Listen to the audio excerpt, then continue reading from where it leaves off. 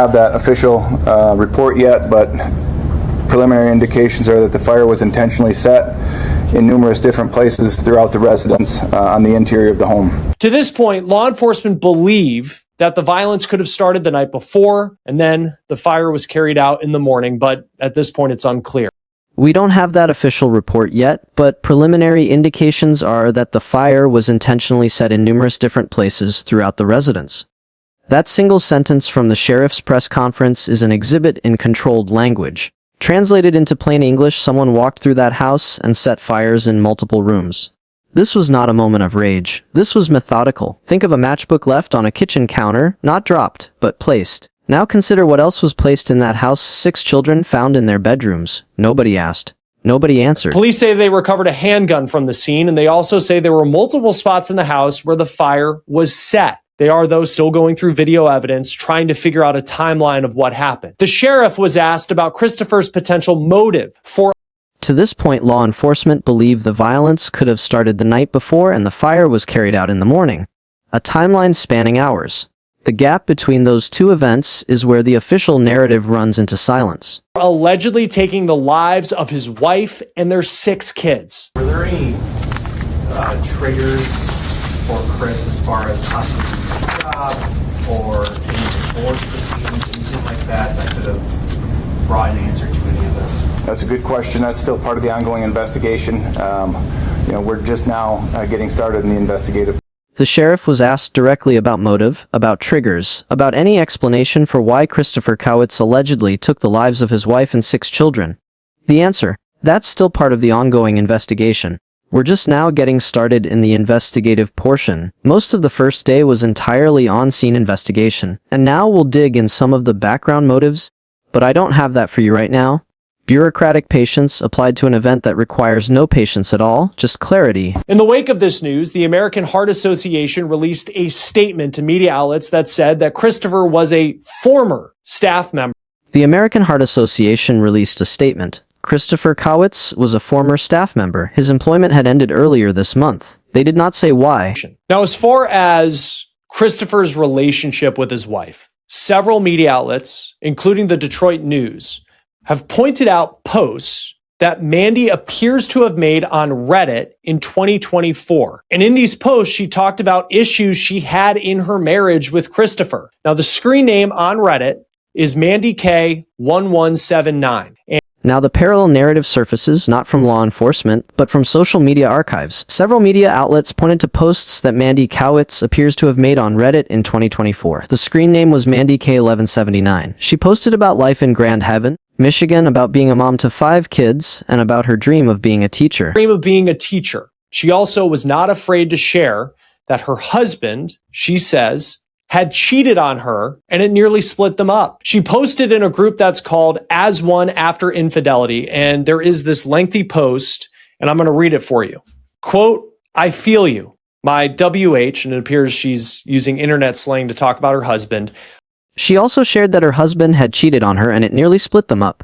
She posted in a group called As One After Infidelity. The post begins, "I feel you. My WH literally cheated with a younger version of me, except way welder than I ever was." When my H and I met, husband, I was the intern at the company we both worked for. He was divorced and older than me. Fast forward 10 years and 5 kids. He was cheating with the intern again. The same age I was when I was the intern. I was 5 babies in and actually not in bad physical shape, but I was in the trenches of little kids and just couldn't be who I was before. When my H and I met, I was the intern at the company we both worked for. He was divorced and older than me. Fast forward 10 years and 5 kids. He was cheating with the intern again, the same age I was when I was the intern. I was 5 babies in the trenches of little kids, and just couldn't be who I was before. He'd gotten a bonus literally days after D-Day, and I told him I was using it to pay off my credit card, to get Botox, Invisalign, hair extensions, and new clothes that made me feel pretty. I lost tons of weight during the aftermath, but guess what? I never felt better from those things. I still internally blamed myself for not being enough of what he wanted. After about a year of self-loathing, I remember crying and looking at myself in the mirror and realizing how up it was. I was the one who was living so miserably because of... He had gotten a bonus literally days after D-Day, and I told him I was using it to pay off my credit card, to get Botox, Invisalign, hair extensions, new clothes. I never felt better from those things. I still internally blamed myself. After about a year of self-loathing, I remember crying and looking at myself in the mirror and realizing how messed up it was. I was the one living so miserably because of what he did. I didn't deserve to treat myself the way I had been. I decided to rewrite my brain as best as I could. I literally filled up journal upon journal upon journal with nice things about myself, even if I didn't believe them. I stopped dressing for him. I chose to dress for myself. I experimented with my natural curls and wore less makeup. I really leaned into the spiritual experience of getting to know and appreciate myself. It was the best thing I ever did for myself. Don't get me wrong, I sometimes still feel insecure. And 4.5 years out from I finally realized that I had been the only person who ever showed up for myself my whole entire life. I didn't deserve to treat myself the way I had been. I decided to rewrite my brain as best as I could. I filled up journal upon journal upon journal with nice things about myself.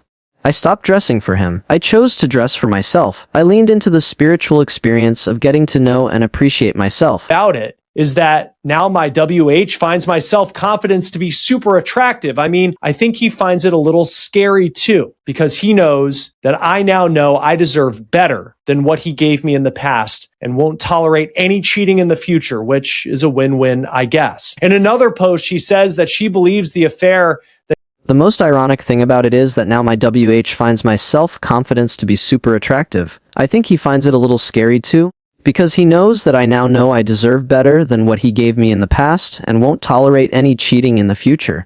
Mandy Kowitz was documenting her own reconstruction in real time, building a self that could survive infidelity. Nobody asked. Nobody answered. she says that their therapist made it clear to Christopher that, quote, just know even if things are, quote, good, this is forever a part of your spouse's psyche. Even when things are good, I think of my husband's. In another post, she described marriage counseling. The therapist made it clear to Christopher, just know, even if things are good, this is forever a part of your spouse's psyche. Even when things are good, I think of my husband's infidelity. Being put in place for students who have been impacted by the horror that happened inside of that house on Friday of last week. In the news conference announcing the latest in the investigation, the sheriff was asked about what this investigation now looks like. Christopher is dead. He's the one they say did this. He will never face prosecution for what authorities are now alleging. Mandy worked as a substitute teacher. Grand Haven Public Schools released a statement about support being put in place for students impacted by what happened inside that house on Friday. Then the press conference pivots to the inevitable endpoint. Christopher is dead. He will never face prosecution. He will never have to answer why he did it because he took his own life. Well, there's, no prosecution that takes place. When the suspect is also deceased, there's no prosecution that takes place, but it doesn't change in the fact that we're trying to get answers for family, we're trying to get answers for the community, we're trying to get answers for our own responders, and the only way to get those answers is to do a full, fair, thorough, detailed, complete investigation. It's not always fast, but to do a fair and thorough and detailed investigation gives those answers to family, to neighbors, to the community, to the responders that went there, so that takes some time. But the sheriff confirmed the procedural reality. There's no prosecution that takes place when the suspect is also deceased. But it doesn't change the fact that we're trying to get answers for family, for the community, for our own responders. The only way to get those answers is to do a full, fair, thorough, detailed, complete investigation. Here on Law and Crime and in the true crime world, we're frankly often and almost always talking about loss of life. But the scale here is just, it's unimaginable, especially with the ages. You have these Reddit posts that have been reported by several media outlets having belonged to Mandy Kowitz. And she talks about infidelity back in 2024. And Christopher, according to these posts, was cheating on her. And then it was something that they really tried to work through. Knowing what happened last week, and you kind of see these posts, you piece together that it appears. Attorney Randy Kessler was asked to piece together the fragments. If you were to say, I want to come up with a checklist of the most sympathetic victims of a horrific crime, this would check all the boxes. Children, faithful wife, mother. There are signals. You look back and they met when she was an intern, he was much older and divorced, then he had an affair with somebody similar years later. Then she was talking about it, or she was talking about how to overcome it. And she was in private groups talking about, and maybe therapeutic for her, how do you survive adultery? How do you survive an affair in your relationship? All these things coming together, and his instability, maybe having multiple affairs, maybe, just losing his job. We don't know why. All these things come together, and it just points out one thing: human beings are unpredictable and have dark sides to them. And this, deepest, darkest. And she had no idea she was, that he was like that, or she would have gotten out a lot sooner, I'm sure.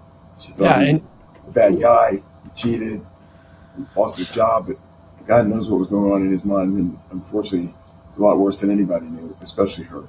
Yeah, when you say just a list of the most sympathetic victims, like even Mandy, like she was a substitute teacher. You can see that she was just a great mom to, between 5 and 15, you have 6 kids. 2 of the children were adopted, had just taken, it appears, those 2 kids on a trip to China. And it's just, it's hard when you look at the social media posts in so many of these cases, because you just kind of see the type of people that they were. And for her, it was someone who shines such a great light for so many people.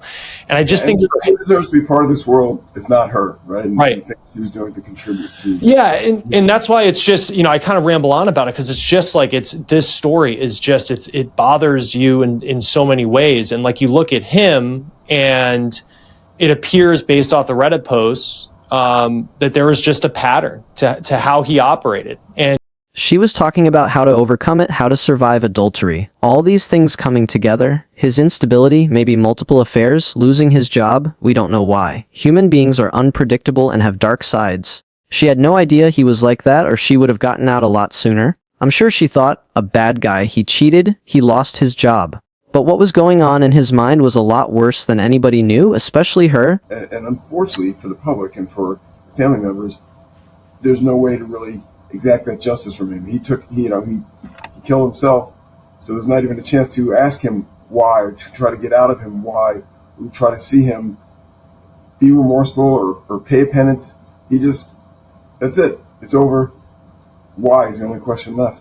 Unfortunately for the public and for family members, there's no way to really exact that justice from him. He killed himself, so there's not even a chance to ask him why or to try to see him be remorseful or pay a penance.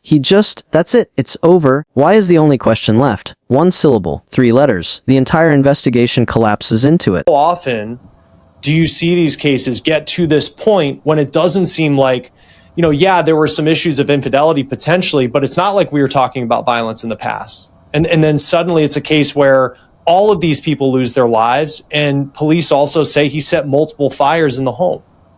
Well, on one hand, I wouldn't be surprised if we did uncover, or something comes up later, that there were incidents and people come out of the woodwork. But yeah, sometimes people just get to a point where they snap. He's, done bad things. Apparently he, met her when she was much younger and she was working for him, or she was an intern, and did it again. That does not equate to violence. That does not equate to an automatic mathematical formula that he will become violent. How often do cases reach this point with no prior allegations of violence? Sometimes people just get to a point where they snap. He met her when she was much younger, she was an intern, and did it again. That does not equate to violence. That does not equate to an automatic mathematical formula that he would become violent. But maybe she saw it. Maybe that's why she stayed with him.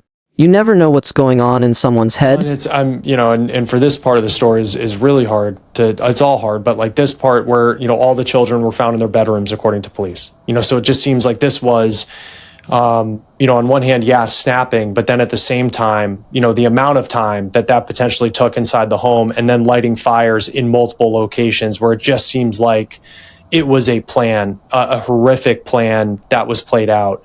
In a lot of these cases, because Christopher Carroll Kowitz will not be prosecuted, he will not answer to what he did because he took his own life, and there will be so many unanswered questions because of that. But typically, like, what happens?